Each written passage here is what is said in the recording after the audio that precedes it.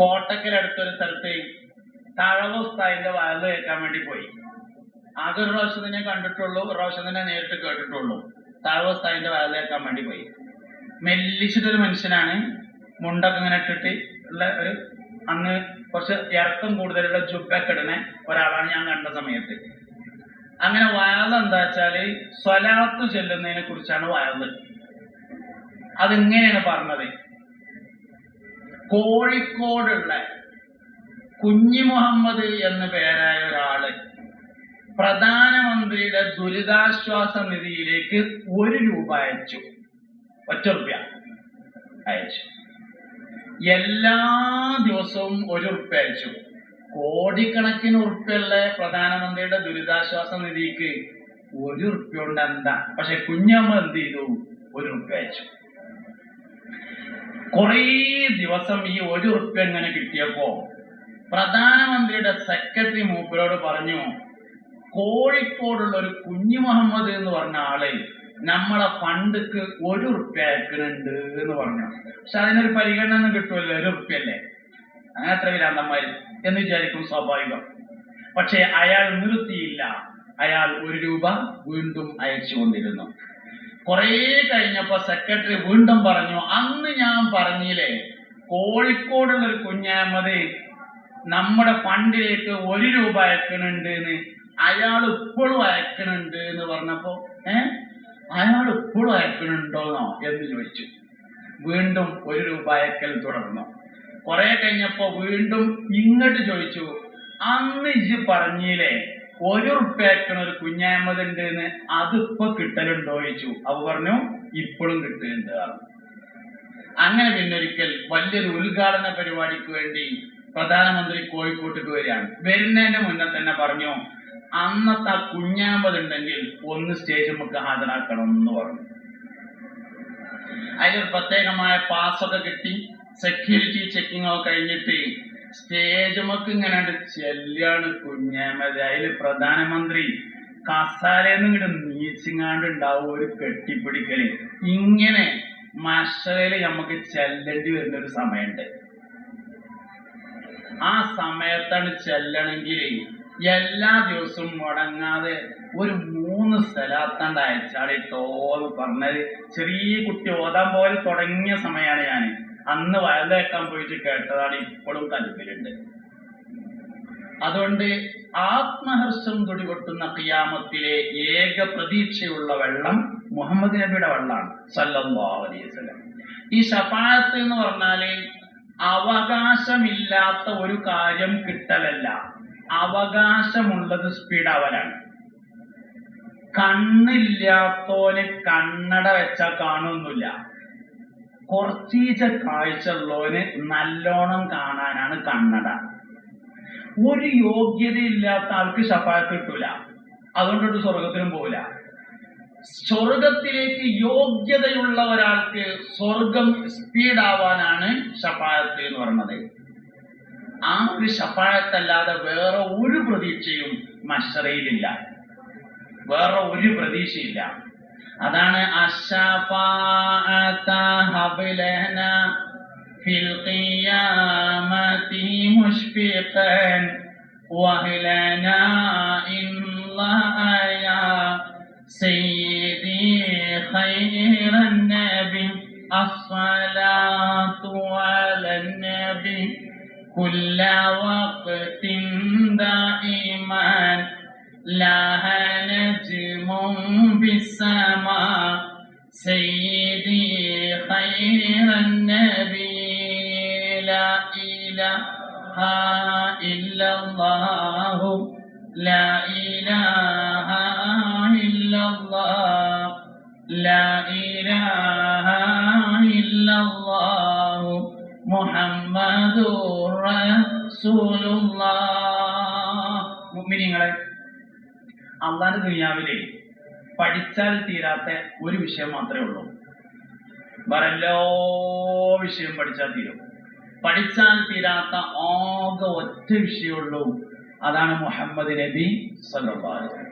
ബാക്കി എല്ലാ വിഷയങ്ങളും പഠിച്ചാൽ തീരും.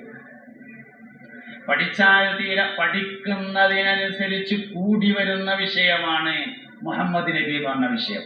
നമ്മളെല്ലാരും ഉമ്മ പ്രസവിച്ചതാണ്, ഈ ഇരിക്കണ എല്ലാരും ഉമ്മാര് പ്രസവിച്ചതാണ്. നമ്മുടെ ഉമ്മ നമ്മളെ പ്രസവിക്കുന്ന സമയത്ത് ചുരുങ്ങിയത് അവിടെ 3 ആളുണ്ടാവും. ഉമ്മ ഏതായാലും ഉണ്ട്, ഉമ്മാന്റെ അമ്മയുണ്ട്, പിന്നെ പ്രസവത്തിന്റെ മേൽനോട്ടം നയിക്കുന്ന ഒരു മിഡ് വൈഫും ഉണ്ട്. 3 ആൾ എന്തായാലും ഉണ്ടാവും. ഈ 3 ആളെ നമുക്ക് ഓർമ്മയില്ല, എന്നാൽ മുഹമ്മദ് നബിക്ക് ഓർമ്മ ഉണ്ടായിരുന്നു സല്ലല്ലാഹു അലൈഹി വസല്ലം.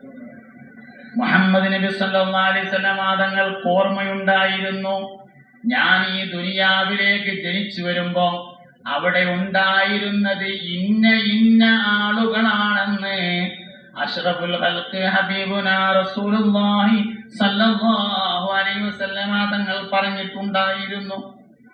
ഓർമ്മയുടെ മഹാ അത്ഭുതമാണ് മുഹമ്മദ് നബി സല്ലല്ലാഹു അലൈഹി വസല്ലം. ഓർമ്മയുടെ വലിയ അത്ഭുതമാണ്. ഒരു മനുഷ്യന് നോർമലി ബാക്കിലേക്ക് ചിന്തിച്ചാൽ 5 കൊല്ലം കിട്ടുക എന്നാണ്. നമ്മളിങ്ങനെ ബാക്കിലേക്ക് നോർമലായിട്ട് ആലോചിച്ചാൽ 5 വർഷം കിട്ടുക.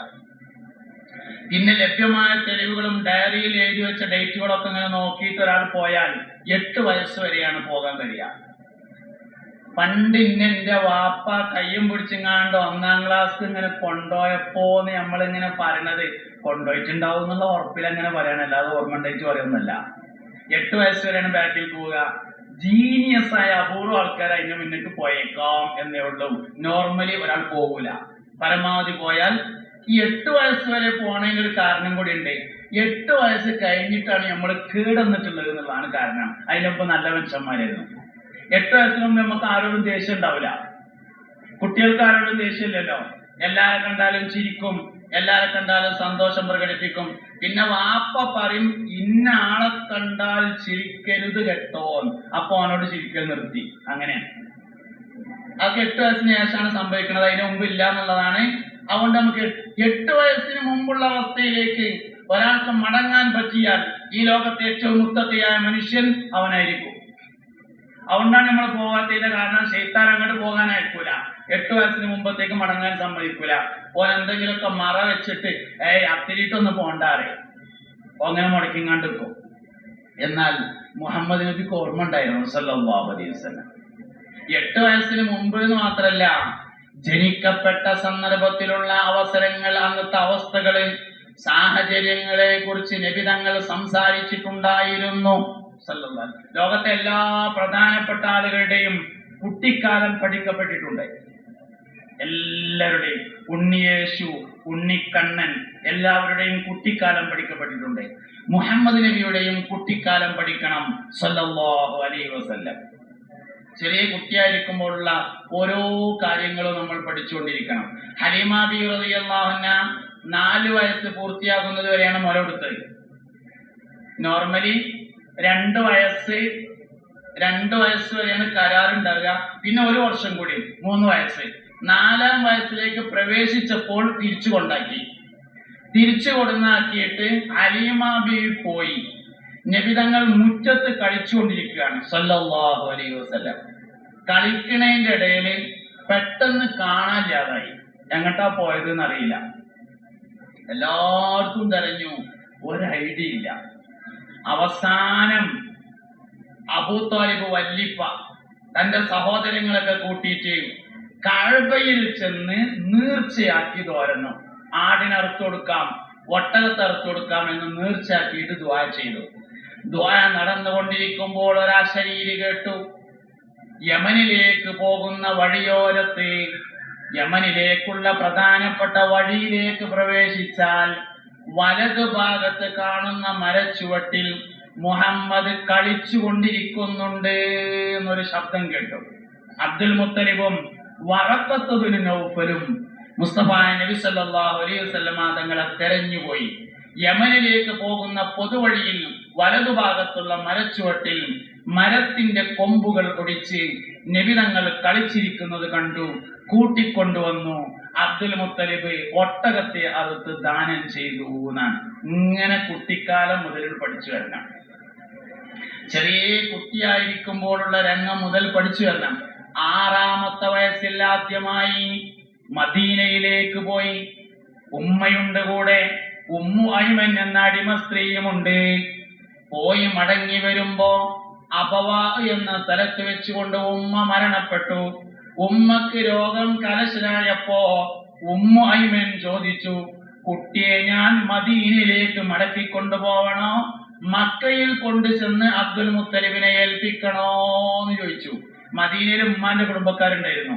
മദീനയിലേക്ക് അങ്ങോട്ട് കൊണ്ടുപോകണോ, മക്കയിലേക്ക് ഇങ്ങോട്ട്? ഒരു സ്ത്രീക്ക് ഏറ്റവും കൂടുതൽ പ്രയാസം ഉണ്ടാവാറുള്ളത് ഗർഭം ഉണ്ടാകുമ്പോഴാണ്. ഗർഭം ഉണ്ടാകുമ്പോഴുള്ള സ്വപ്നങ്ങൾ വരെ പ്രയാസമായിരിക്കുന്നതാണ്. ഗർഭിണികളും കുട്ടികളുമാണ് അധികം പേടിയുള്ള സ്വപ്നം കാണാം. ഒരു പാമ്പിനെ കണ്ടാൽ തലശ്ശേരിന്ന് കാസർഗോഡ് കണ്ടെത്തും. ആ മാതിരി പാമ്പിനെ കാണും ഗർഭിണികൾ, കുട്ടികളും കാണും. കിടക്കണോന്നാൾ വീണാല് പോയി പോയി പോയി പോയി കുറേ താഴത്തെത്തിയിട്ട് കണ്ണൂർ നോക്കിയാൽ കട്ടിലുമ തന്നെ ഉണ്ടാവും. പിന്നെ ഉറങ്ങിയ പിന്നെയും വെക്കും. അങ്ങനെയൊക്കെ സ്വപ്നങ്ങൾ പോലും പ്രയാസകരമാണ് ഗർഭിണികൾക്കെങ്കിൽ ആമിന ബീവി റളിയല്ലാഹു അൻഹയുടെ സ്വപ്നങ്ങൾ പ്രകാശത്തിന്റെ കൊട്ടാരങ്ങളായിരുന്നു. അങ്ങനെയുള്ള താരീഖിലുള്ളത് മങ്കൂസ് മൗലൂദിലുണ്ട്. പ്രകാശത്തിന്റെ കൊട്ടാരങ്ങളെയാണ് ആമിന ബീവി കണ്ടത്. ഓരോ മാസത്തിൽ മുൻകഴിഞ്ഞു പോയ ഓരോ അമ്പിയാക്കൾ ആമിന ബീവിയുടെ അടുക്കൽ വരാറുണ്ടായിരുന്നു. ലോകത്തെ ഏറ്റവും കൂടുതൽ സുഖമനുഭവിച്ച ഗർഭിണി ആമിന ബീവി റളിയല്ലാഹു അൻഹയാണ്. നമ്മൾ സാധാരണ പറയലുണ്ട്, വൈദ്യന്റെ സാന്നിധ്യമാണ് ശിഫ, വൈദ്യന്റെ മരുന്നല്ല ശിഫ എന്ന് പറയലുണ്ട്. നാട്ടത്തെ ഉദാഹരണം പറയാനേ എനിക്ക് പറ്റുള്ളൂ. പെരിന്തൽമണ്ണയിലെ പ്രസിദ്ധമായ ഒരു ഹോസ്പിറ്റലില് കൊച്ചിയിൽ നിന്ന് കാലിന്റെ മുട്ടിന്റെ വേദന മാറ്റുന്ന ഒരു ഡോക്ടർ വരുന്നുണ്ട് എന്ന് വിചാരിക്കുക. ആ ഡോക്ടറെ ഫോൺ നമ്പറും തന്നാണിന്ന് പറയാൻ നിൽക്കണ്ട വിചാരിക്കുക. അയാളെ 3 മാസം മുമ്പ് ബുക്ക് ചെയ്താലേ കിട്ടുള്ളൂ എന്നും വിചാരിക്കുക. ഇതൊക്കെ വിചാരിക്കാനേ പറ്റുള്ളൂ. അങ്ങനെ 3 മാസം മുമ്പ് ബുക്ക് ചെയ്തു. സെപ്റ്റംബർ 14-ാം തീയതി ചൊവ്വാഴ്ച ഉച്ചക്ക് 1 മണിക്ക് ടോക്കൺ നമ്പർ 25. അങ്ങനെ ഡേറ്റായി, സമയായി. മരുന്നൊന്നും വാങ്ങണ്ട, ആശുപത്രി പോയാൽ ദണ്ണം മാറി, വന്നാൽ പിന്നെ 2 ദിവസം കഴിഞ്ഞാൽ വീണ്ടും ദണ്ണം തുടങ്ങും.